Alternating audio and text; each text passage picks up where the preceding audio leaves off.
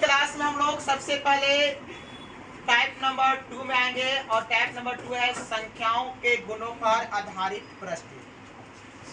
और क्वेश्चन क्या है, दर्शाइए कि प्रत्येक सम पूर्णांक 2q के रूप का होता है और तथा प्रत्येक धनात्मक विषम पूर्णांक 2q + 1 के रूप का होता है। मेरे भाई इस सवाल बनाने का सबसे आसान तरीका हम बताएंगे, जिससे इस टाइप के जितना भी सवाल रहेगा उसको आप आसान तरीका से बना सकते हैं, इसमें कोई भय नहीं। और कभी कभी सवाल 2 नंबर या 5 नंबर के पूछ देता है। आइए बनाने का तरीका क्या होगा।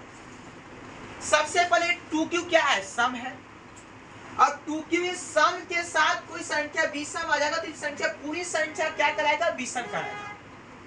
ये सम के साथ में कोई संख्या विषम है और पूरे दोनों संख्या का जो योग होगा वो विषम ही होगा। जैसे एग्जांपल की बात करेंगे, हम q का मान 1 रखेंगे तो 2 और कितना, हम 2 रखेंगे, 2 दूना के 4 और कितना 5। मतलब जो भी संख्या q के जगह पर रखेंगे वो हमेशा करेंगे तो विषम ही देगा। और जबकि ये बाबू ये 2q जो होगा वो हमेशा सम देगा। 1 रखो तो 2, 2 रखो तो 4, 3 रखो तो 6, 7 रखो तो 14, 5 रखो तो 10। आ रहा है कि नहीं आ रहा है? तो क्या ये सम है कि नहीं?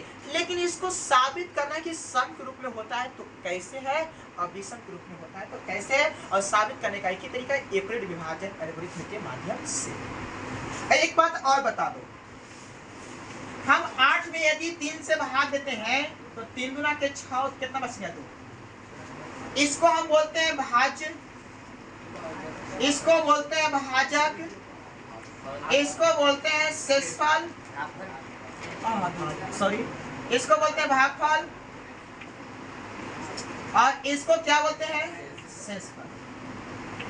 अब बताइए एक बात ध्यान दियोगे, शेषफल का मान हमेशा, शेषफल का मान हमेशा भाजक से होता है छोटा, हमेशा होता है। शेषफल का जो मान होगा हमेशा भाजक से क्या होगा, भाजक से क्या होगा, छोटा का मतलब हमेशा भाजक से क्या होगा, छोटा मतलब भाजक r से क्या होगा, बड़ा होगा। r से बड़ा कौन होगा, b। और b के मतलब भाजक बोलते हैं, इसको b बोलते हैं, इसको a बोलते हैं, इसको q बोलते हैं और इसको r बोलते हैं। अब सवाल में क्या है कि सवाल में 2q है और 2q प्लस में क्या है। अब हम फॉर्मूला जानते मेरे भाई, a बराबर bq प्लस में क्या है, r है। अब बताओ यहाँ पर q का मान, b का मान कितना दिया हुआ है, b का मान है कितना, तो 2। तो जितना b का मान रहेगा मेरे भाई मेरे दोस्त, ओकरा से एक हम कम लेंगे r का मान। और r का मान हमेशा 0 से लेते हैं, क्योंकि कभी कभी अब क्या होता है, कोई भाग देने के बाद पूरा पूरा क्या होता है, कट जाता है। तो कटने के बाद शेषफल क्या मिलता है, 0। शेषफल क्या मिलता है, 0। और ऐसे b का मान हमेशा क्या होता है, r से क्या होता है, बड़ा होता है, जबकि r हमेशा छोटा होता है b से। क्लियर? मतलब शेषफल का मान जो होता है भाजक से छोटा होता है। अब r, कोई पूछे कि r कैसी संख्या है, तो r एक पूर्ण संख्या है। कौन संख्या है, पूर्ण संख्या। क्यों है पूर्ण संख्या, क्योंकि 0 से स्टार्ट होता है। 0 से काहे स्टार्ट होता है, क्योंकि 0 भाग देने के बाद कोई संख्या के हम इसको हम 4 से भाग देंगे तो 4 गुना 8 पूरा पूरा क्या हो जाएगा, कट जाएगा। तो शेषफल क्या मिलेगा, 0 मिलेगा। पूरी बात हम बेसिक बात, अब क्वेश्चन का टाइप नंबर 2 का बेसिक बात समझा दिए। आइए अब सवाल पर चलते हैं। सवाल में क्या है, एक सम है और क्या है, यदि सवाल में केवल विषम कहता, सवाल में यदि विषम कहता तो हम लिखते हैं माना कि एक कोई धनात्मक विषम पूर्णांक है कर। लेकिन सवाल में सम और विषम दोनों कहा है तो हम केवल लिखेंगे माना कि एक कोई पूर्णांक है, माना कि एक कोई धनात्मक पूर्णांक है, माना कि एक कोई धनात्मक पूर्णांक है। धनात्मक पूर्णांक 2 भाग में बढ़ जाएगा, एक सम के रूप में और एक विषम के रूप में, एक सम के रूप में और एक विषम के रूप में। वही बात को लेकर चलेंगे। आइए लिखेंगे यहाँ पर माना कि एक कोई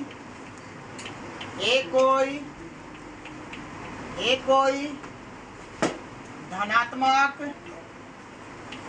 पूर्णांक है और भाजक बराबर, बोलो भाजक, यहाँ बोलो q के गुना में जो संख्या रहता है वही क्या होता है, भाजक होता है। तो q के गुना में कितना यहाँ पर है, तो 2 क्या होगा आपका भाज होगा।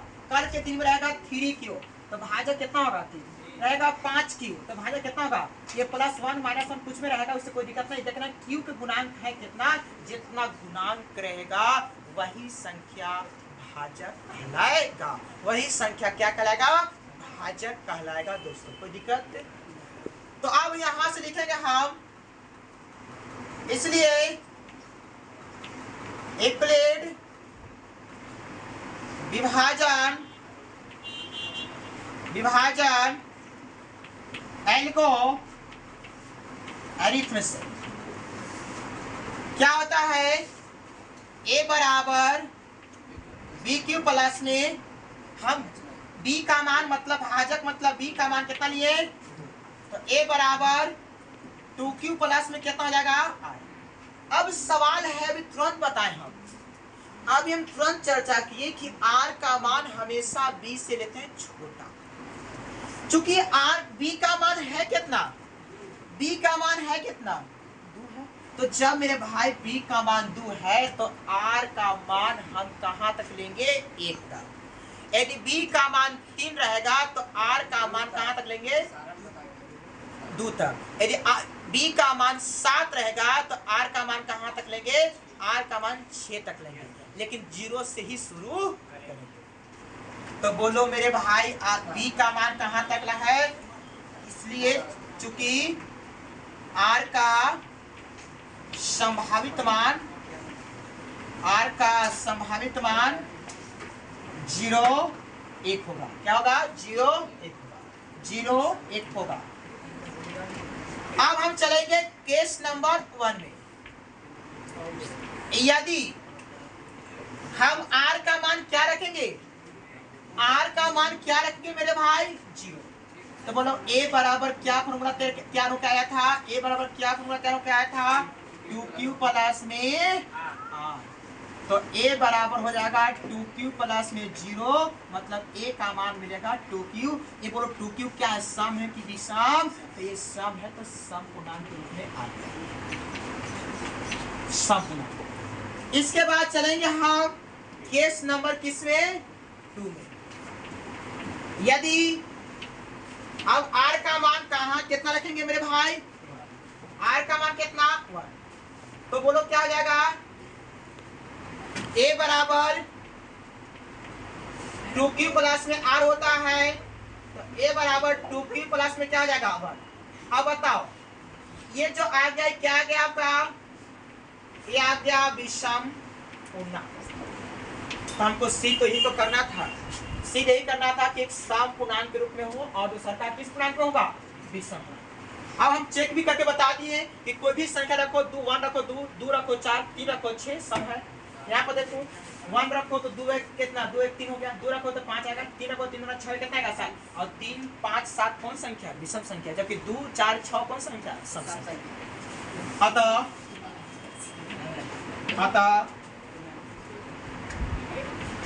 अतः प्रत्येक धनात्मक पूर्णांक